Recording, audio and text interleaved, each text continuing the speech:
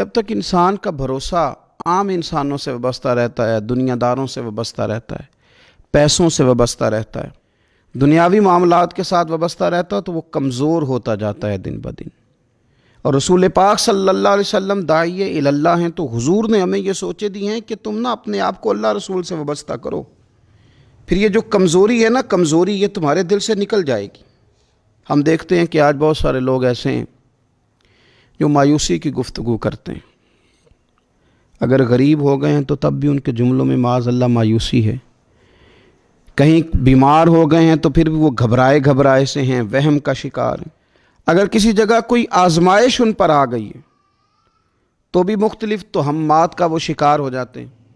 اگر توجہ اللہ رسول کی جانب ہو اور وہ سوچیں جو رسول پاک صلی اللہ علیہ وسلم نے ہمیں دی ہیں، ان پر توجہ ہو، تو پھر انسان کسی وہم کا شکار نہیں ہوتا، پھر وہ مضبوط زندگی گزارتا ہے اور مضبوطی کے ساتھ آگے بڑھتا ہے، چونکہ اس کو سمجھ آ گئی ہے کہ میرا خالق اللہ ہے، رازق اللہ ہے، پیدا کرنے والا اللہ ہے، اور میرے تمام معاملات کا محافظ بھی میرا اللہ ہے۔ پھر وہ کمزور نہیں پڑتا، پھر وہ زیادہ امیدیں لوگوں سے وابستہ نہیں کرتا، دنیا داروں سے، سیٹھوں نوابوں سے زیادہ امیدیں نہیں وابستہ کرتا، پھر اس کی امیدیں اللہ سے اور اللہ والوں سے۔ پھر وہ اللہ رسول کی بارگاہ میں اپنے آپ کو پیش کر دیتا ہے۔ حدیث مبارکہ ترمذی شریف میں موجود ہے، راوی حضرت عبداللہ ابن مسعود رضی اللہ تعالیٰ عنہ ہیں۔ ذرا حضور صلی اللہ علیہ وسلم کے تربیت کرنے کا انداز دیکھیے گا۔ حضرت عبداللہ ابن مسعود رضی اللہ تعالیٰ عنہ روایت کرتے ہیں کہ نبی پاک صلی اللہ تعالیٰ علیہ وسلم نے فرمایا کہ اللہ تعالیٰ نے ہر جان کو پیدا فرمایا، ہر جان کو اللہ تعالیٰ نے پیدا کیا، تو 3 چیزیں رب کریم نے لکھ دیں اس کے لیے۔ ہر جان کو پیدا کیا تو اللہ نے لکھ دیا، کیا لکھا؟ اس کا رزق کتنا ہے یہ بھی رب نے لکھ دیا، عمر کتنی ہے، زندگی کتنی ہے یہ بھی رب نے لکھ دیا، اور جو اس پر مشکلات آئیں گی وہ بھی اللہ نے لکھ دی۔ اس کی حکمت کے تقاضوں کے تحت جو مشکلات آئیں گی انسان کی گناہوں کی معافی کا سبب بنے گی، نیک ہے تو درجات کی بلندی کا سبب بنے گی۔ تو جو مشکلات اس کی طرف آئیں گی، جو مصیبتیں، بیماریاں، تنگیاں، وہ سب اللہ تبارک و تعالیٰ کی حکمت کے تقاضوں کے تحت آئیں گی۔ اب انسان یہاں گھبرایا رہے، مایوس ہو جائے۔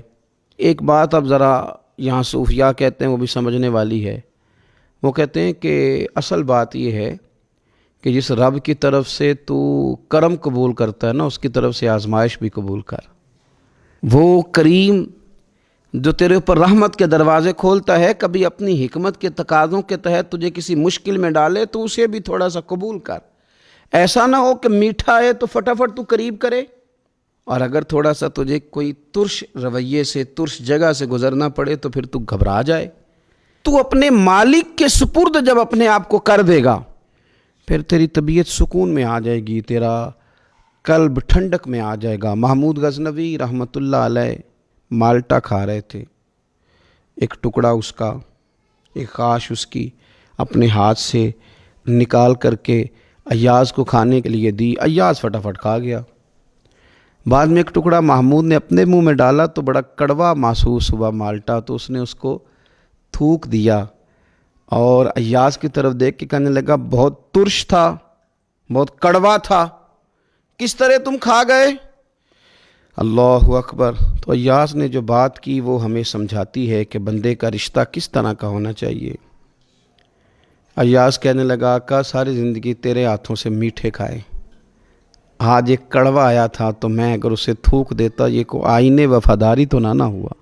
انسان کو اللہ کی طرف سے نعمتیں آتی جائیں، رحمتیں آتی جائیں، تندرستیاں آتی جائیں، لیکن کسی جگہ ذرا کمزوری دیکھنی پڑے تو انسان اس جگہ ٹھہر جائے، اس جگہ وہ گھبرا جائے، وہم کا شکار ہو جائے، پتہ نہیں کیا ہو جائے گا، ان چکروں میں پڑ جائے، تو یہ بات درست نہیں ہے۔